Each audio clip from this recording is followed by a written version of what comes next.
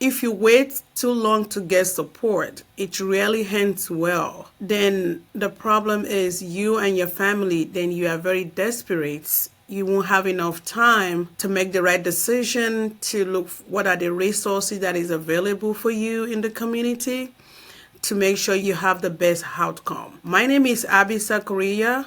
I'm a family nurse practitioner by trade, and I'm the founder of Cherished Hands Home Health. And today we're going to talk about how do you know when you need care?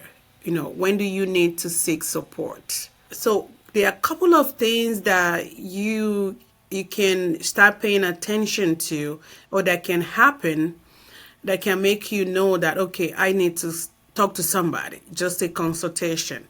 And one of those things, number one, is difficulty with activities of daily living. Most of the seniors, you've been in your home independent all your life. It's never been a problem getting in and out of shower. But now it's a struggle where you can't put on your socks, or maybe you're worried about falling going into the shower.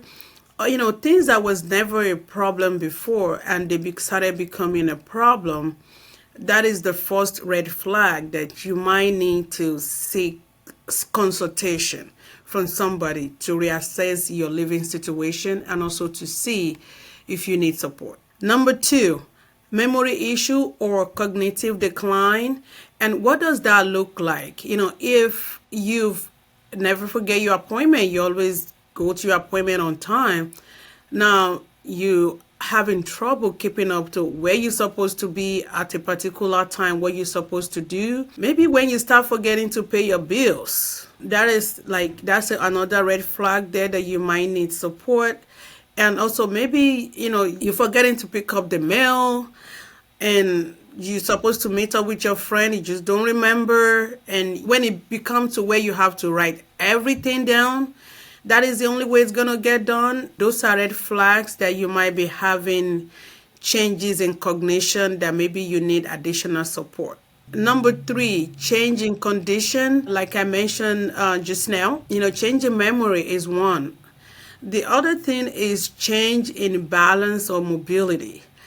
If you've always walk around with no problem, you don't need a cane or walker, but all of a sudden you have to hold on to the wall in the house to walk around so you don't fall, that is something, you have to be thinking maybe you need to seek support.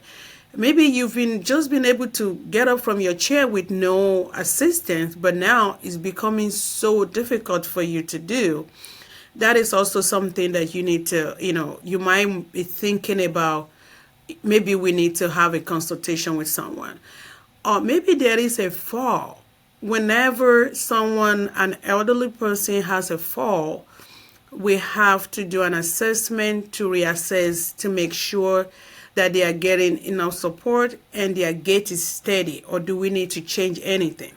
Or maybe you didn't fall, maybe there's a close fall. That is another one that you have to be careful and see, maybe you need to seek some additional support. When you get support, let's say you almost had a fall or near fall, when you get support, that is one way to prevent actual falls from happening, because when you get support, you can get a full assessment of your gait, your living situation. Do you need additional walking assistant like a walker or any other device do you need to make sure that we prevent falls and you remain independent in your home? That is the goal. Number four, medical condition. So if you have two or more chronic conditions, for instance, like diabetes, hypertension, you have arthritis, and you've been able to manage your diabetes or your life with diet, or your hypertension just well managed on medication and diet, but now your numbers are getting out of control and you don't know what to do. So this is another reason why you might want to seek support to make sure that you are first, you've been compliant with your medications, and also to make sure that eating appropriate diets that is supporting your disease process. For instance, if somebody has high blood pressure, they should be on low salt diet. If somebody have diabetes, they should not be consuming a lot of carbohydrates. But all this diet and exercise go hand in hand to make sure you continue to thrive in your home. Or maybe, maybe you're having an outpatient surgery or you're just recovering from surgery. That is also when you need to seek additional support until you can get back to your baseline. Number 5, loneliness or depression. For most seniors who live independently in their home, most of your family members, they have their own thing going on, that they have to work or they have family that they don't have time for you. Or maybe, you have close friends or family members who have passed away, or you have friends who have moved out of the community and you feel like you're lonely. You could use a companionship, somebody to just come in a few hours a day, a week, to just somebody you can talk to. Because since COVID, there has been an increase in the rate of depression and loneliness in seniors. And how do you even know you are depressed? When you are having, sometimes maybe you don't want to get out of bed, things that usually interest you, is of no interest anymore. Maybe you feel hangry, irritable. Maybe you're having sleep deprivation or changing in your eating habits. Maybe you have decreased appetite or increased appetite. And, as a clinician, I've found that most seniors, they don't want to talk about being lonely because they don't want to be burdened to either their family or friends. But having talked about if you feel depressed to someone and seek support, it's so important, because I've seen how people go from I don't want to do anything to like life is good all over again, because I got me a little friend. We can go in the mall and you can do all those things that are so important to you that maybe you couldn't do because you don't have help. Number 6, if your house is unkept or look a little messy, if you're someone that all your life you always keep things very clean, but now things seems to be overwhelming and seems to be out of control to where everything is just unkept.